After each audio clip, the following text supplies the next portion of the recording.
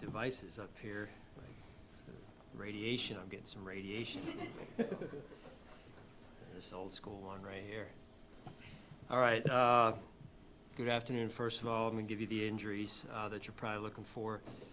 Okay, so we'll not practice today, albeit we're going to walk through. It'll be Dalton Kincaid, Fedarian Mathis, Nicole Hardman, Curtis Samuel, and then limited will be Jordan Poyer, DQ, Christian Benford, Terrell Bernard, Joey Bosa, Taron Johnson, Dorian Williams, Joshua Palmer, Jordan Phillips, and Shaq Thompson, like he was last week, will be full. It's a lot of defense. Just how are you feeling about your team's ability on a short week to be ready for Thursday, given all these injuries guys are working through? Yeah, it's somewhat to be expected, just coming off of a game yesterday. So key is we got to get them as fresh as we can for Thursday night. Somewhere in there you'd like to be able to get in some level of practice. So that's probably the biggest, finding that delicate balance between not practicing, doing a walkthrough, and getting some level of practice in. So we'll find that sweet spot. Because of injuries, how do, generally injuries this time of year, how do late season Thursday games that prep change versus, let's say, you have a Thursday earlier in the year? How do you approach these 2.5 days? We're a little bit similar, I would say, Tim, but always trying to figure out where the team is and what the team needs most. So, maybe this week is on the whole, or it will be, not maybe, it will be on the whole very similar to the way we approached the Thursday night game early in the year. Tomorrow may be a little bit different just because of the list that we just went through in terms of maybe the individual period or what have you. What's Curtis dealing with? He has a elbow and then a neck, so, yeah. Sean, obviously your defense over the years, forcing turnovers has been one of the hallmarks, especially the last 4 weeks. Kind of gotten back to that. What has led you guys to just make more plays? Yeah, play style, playing aggressive, guys cutting loose a little bit and just playing more free maybe. So that's usually when takeaways happen is when you're putting pressure on the offense in some way, shape, or form. It's hard to force turnovers when the offense isn't under some level of stress. So finding a way to increase the heartbeat of the offense and in doing so, being able to come up with some takeaways, some key takeaways in there as well. You talk about fundamentals a lot, and most coaches do. 200 yards on the ground yesterday. When you go back and watch the tape, where do you feel like it's consistently been an issue to, consistently stop the run? Well, it's a delicate bind, right?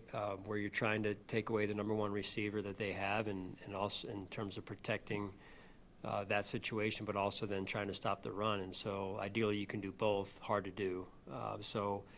Give them credit. They came out and ran the football. We didn't do a good enough job stopping the run, and then we did a better job, I thought, in the second half. So not consistent enough, to your point. Some explosives in there, which should never happen. So execution, and then fundamentals, as you mentioned. So it's not something we're happy with, but something we definitely have to improve on.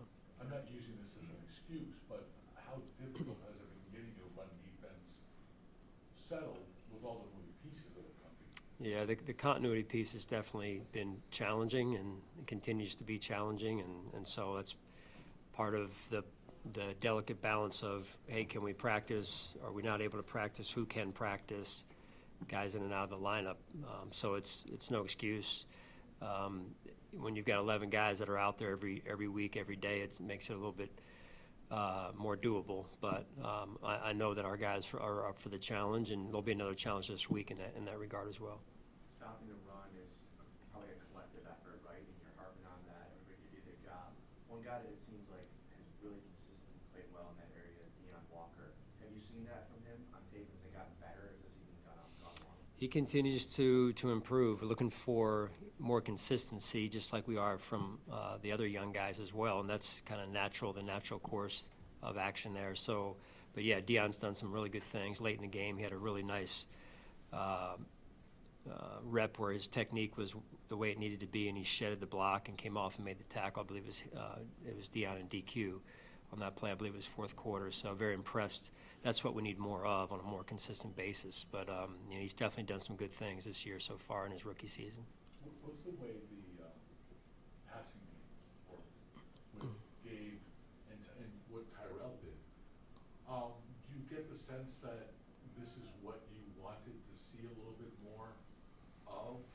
Are we seeing the passing game that you wanted to see over the course of the season? And might this force opposing defenses to stop creeping up to the line of scrimmage? Perhaps. We'll see. Like I mentioned before, anytime you can do things, can do both things, run and throw it, it works in your favor. Harder to defend. I mean, just kind of go what we were just talking about. The run game becomes an issue for us, so we have to commit more to the box. And then all of a sudden, it opens up the pass game.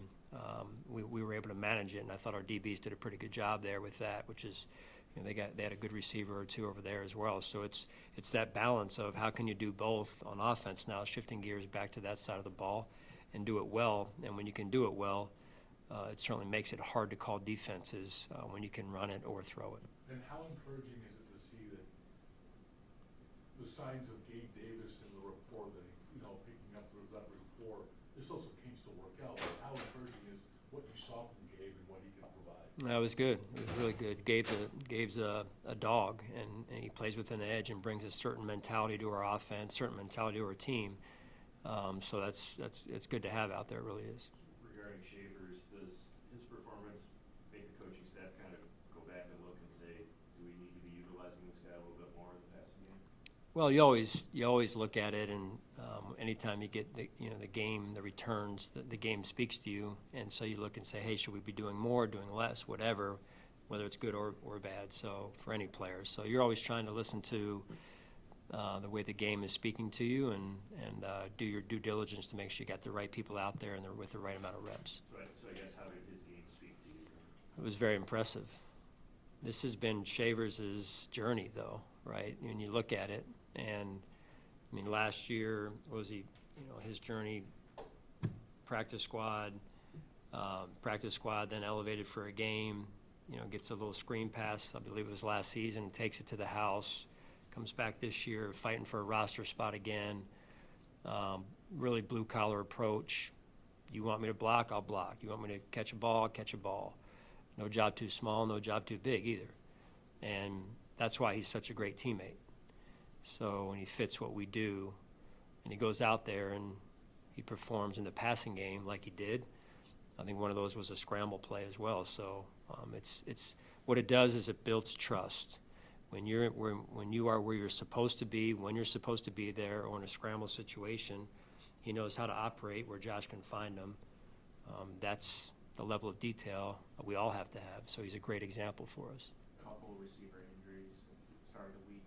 What do you have to see from Keon this week to get back on the field? We'll see. We'll see how it goes. Take it one day at a time. We addressed the situation yesterday. We're now moving forward, and we'll take it one day at a time from there.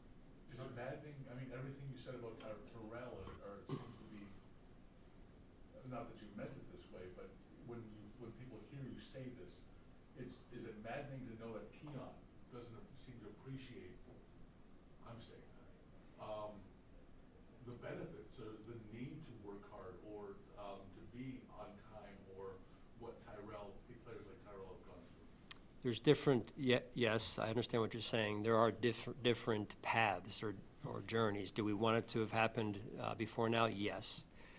He would tell you the same thing. So the important piece is that he learns from this, as I said yesterday, and he grows from this. You grow from it, we can move forward.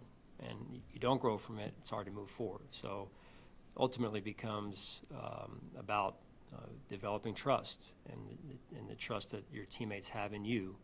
And that trust builds through repetition and consistency. And so that's the direction that we need him to go, and we believe he will go. I know Max is still so early on in his NFL career. Philosophically, as just a defensive mind, are you fine with the rotation at cornerback kind of always happening? Is this a way to kind of whet his feet a little bit and get him more experience, or are you okay with if this is what it is, this is what it is from now until when the season ends? Yeah, I mean, we'll see. We'll see. You know, it's right now everything in moderation, like you mentioned, getting his feet wet in the right amount of reps, and then continuing for him to grow as well. And you want to be as smart as we can be with that, and just building him up the right way. So just one day at a time, and one rep at a time. And again, think about where he was just probably 4 or 5 weeks ago. He hadn't taken a rep at all.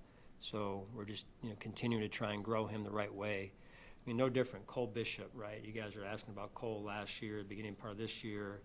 Everyone has kind of their own journey, but we as coaches, it's part of our responsibility to grow these guys the right way, and it's not going to be easy. Hancock, is out there last couple of weeks as well, and he has a responsibility. And again, to those who something is given, much is expected. So there's a responsibility of growth for all these young guys, and their journey is their own at the same time. And what have you made of Max's stars to his career? I think sometimes we're guilty of noticing splash plays, but sometimes there's other things that go under the radar. Just collectively, what have you seen from him in this first year? Yeah, fair question.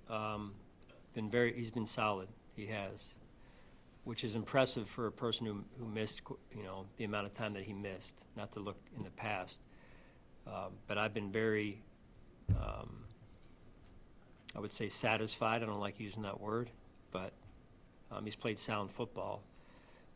Within that, though, there's areas that we need to continue, and he needs to continue to grow, and he will. He works hard, and he's being well coached by Coach Adai. Go ahead. You're good. Regarding Terrell Shavers, I was just looking at his snap counts here. Through the New England game, he was only at about 20% of the offensive snaps. Since that game, he's at 45%. Does there come a point where you start, even though he is one of your great special teamers, is there a point where you start maybe taking that away so he can do more as a receiver? Yeah, that's call it the stretch, where if you're going to pull somebody out, who do you put in? So, it's the McCole piece, and now McCole's banged up, so it's who goes into that spot, and if you move somebody from here, what's going, so it's a domino effect, and we're kind of stretched a little bit right now, and making sure that we got all three phases covered. So, I'm sure special teams coach Tabor doesn't want to lose them, and I know Coach Brady doesn't want to lose them. So he'll be playing defense this next week as well. So, but no, it's a domino effect. Tongue in cheek, but it's kind of easy getting punished a little bit for being too good as a special teamer. No, that's a better question for him. I think fair question for him, but not at all. It's it takes three phases to win a game, and maybe he will graduate at some point to that type of role. But for right now, it's important that he does both for us. Josh is one touchdown away from breaking Cam Newton's regular season rushing touchdown record. When you think of Josh as a rusher, what comes to mind for you? He likes running. He does, which you would think by now he would be like, hey, no, I'm good. And he's just so competitive, so tough. Again, he's smart. He's got that side of the game, but he also is very competitive and tough. And as you saw a couple of the runs yesterday, so it's just want him to stay healthy. Dorian Williams' impact on special teams, can that be an example to younger guys who are trying to earn a role in this team, just how important that phase is and what it can lead to in terms of opportunities on defense and whatnot? Yeah, Dorian again, like Shavers, he'll do anything that you ask of him, and I respect that. I love it, appreciate it. And, whether it's play defense, not play defense, play special teams, all special teams, and then another week it's all defense, no special teams. So good team player overall, good mindset, very tough. And, when he's out there, good things happen. How do you balance players who have built a lot of equity year over time with maybe what's best for the team right now? Give me, So give if me, you what- have a veteran player who's had success over time, and whether it's injuries, whether a younger player is creeping up on them, how do you kind of balance that respect that you have for the older Bless player with what's best now? yeah, it's, each of them are on a, you know, their own basis, basically, in terms of the situation itself. But ultimately, you know, you certainly respect those that have been here for a while and worked hard to get to where they're at. But you do need to get young players reps, and I believe all the young players for us are out there playing, aside from maybe Chase right now, that who are on the active. So, you know, that's been good. There's also some growing pains that come with that. You do the best you can to move the team forward. It is important that we continue to get younger and younger, and kind of turn it over. So it's where we can at the same time, you know. So that's also a factor in it. Talk about, go ahead. The 234 kick return yards that you had yesterday were the fifth most in a game in Bills history. Why is that so important to the offense going forward? Yeah, well, it's important to the whole team when you think about field position.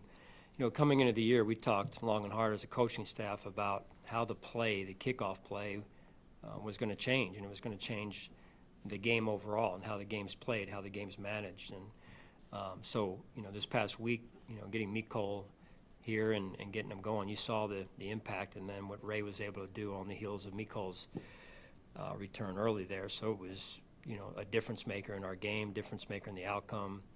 Field position is important as well. So, and it helps if we stall out for some reason, it helps the defense too. So it's a true complementary factor in how we play.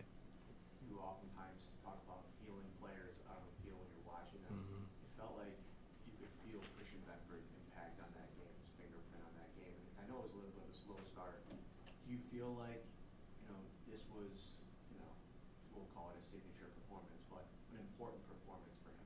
In terms of how he played in the past. Last Yeah, I mean, it was impressive. You know, he was around number 2 quite a bit, and you know, I thought right away he was challenging him and everything. And like I said, when you have to go to a single high defense to stop the run or help manage the run, corners are out there on their own pretty much. And so he was definitely up for the challenge.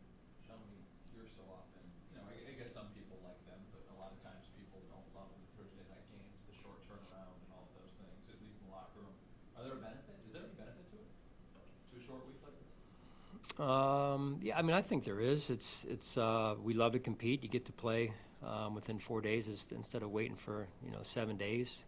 Our fans get to watch us middle of the week. They got something to look forward to. But it's, you know, it's hard on the players. It definitely is, and getting their fresh legs back underneath of them and everything, and coming off of a game. So there's certainly challenges on the front end, and there's certainly some kind of rest on the back end for the guys, which is important. Okay. All right, thank you guys. Sean?